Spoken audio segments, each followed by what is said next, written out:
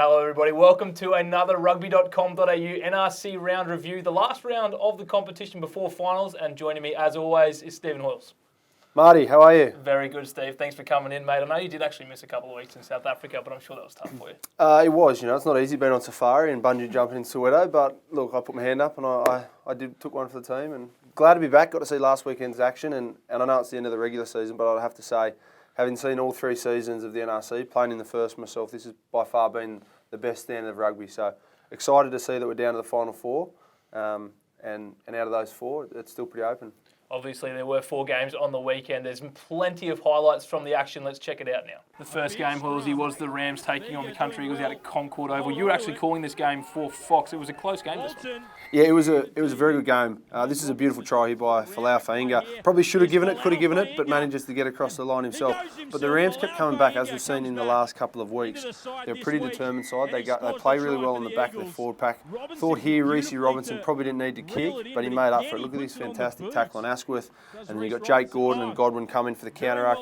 Unfortunately here for Sam Ward, he hurt himself in the act of scoring this try. So hopefully he'll be available for selection. But as we saw in the last couple of weeks, the Rams through the forwards, they had a 25-metre rolling maul try in this game. This was their second rolling maul try, and it's Painga and Mosa.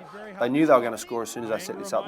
He's a massive forward pack from the Rams. He's only 22, Painga and Mosa, so plenty of time to improve on his skill set as well. Obviously, this was the Pacific Island round 2, so the crowds up on the hill for official Fiji Day was sensational.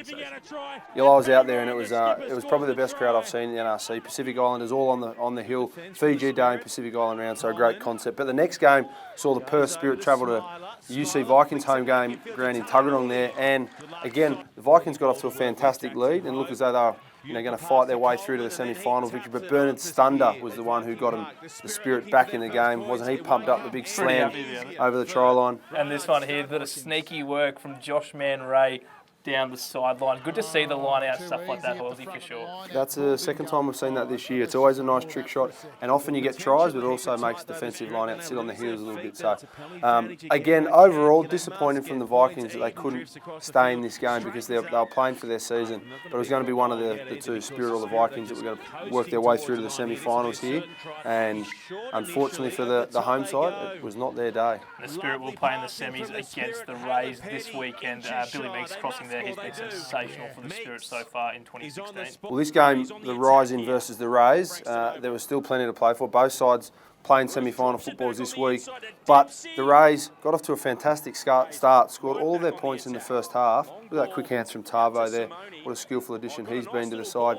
The Rising, they're going to play semi-final football, but they haven't managed to be able to play 2 good halves of footy in the one game this year. So they've been very inconsistent within games, which is unusual for a side with so much Super Rugby experience. One boost for them, of course, Johnny Placid crossing here, but also Colby Fainga played his first game of the season. He could be massive in the semi-final coming up. Great hands here to be finished off.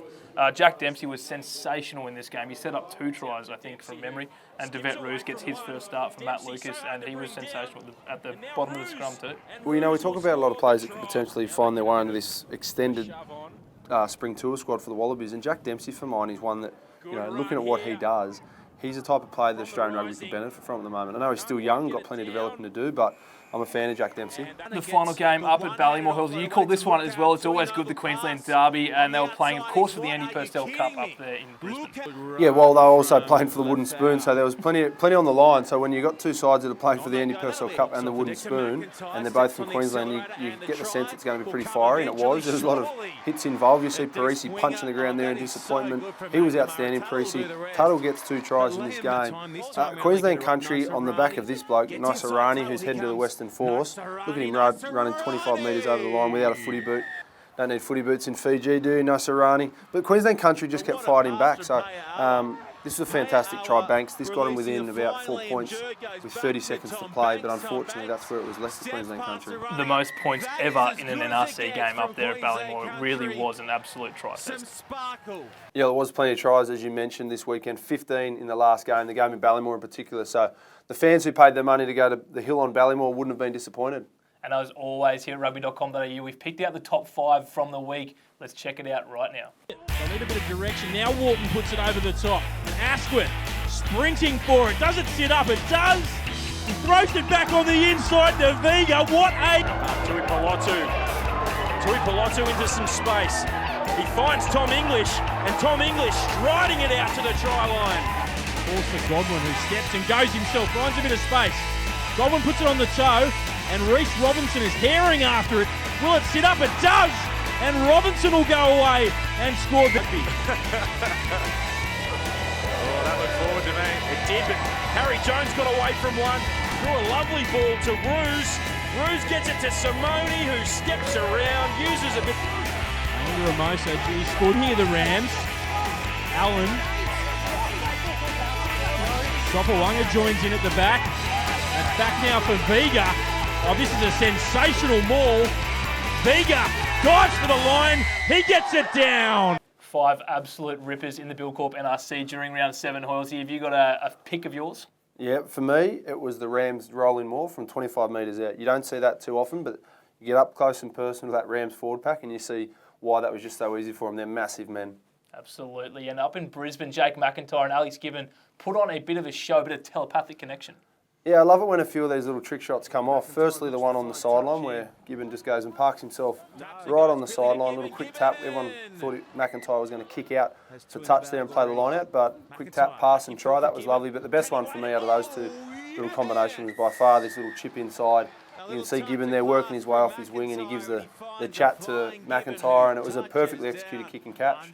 Straight into a bit of ladder chat now, Hoylesy, and the Country Eagles finish as minor premiers.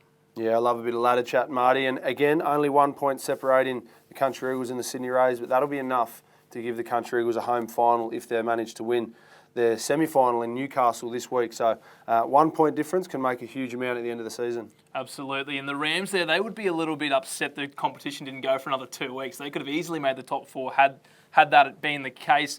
And obviously down the bottom there, Brisbane City and Queensland Country, like we mentioned earlier, playing off with a wooden spoon, and unfortunately Toto Kefu's men do end up with it. That's it from us here at rugby.com.au with the Round 7 review wrap of the Buildcorp NRC. Another fantastic week of action. Thanks for coming in, Hoylesy. Thanks, Marty. And as always, we're going to leave you with the best shots from around the grounds.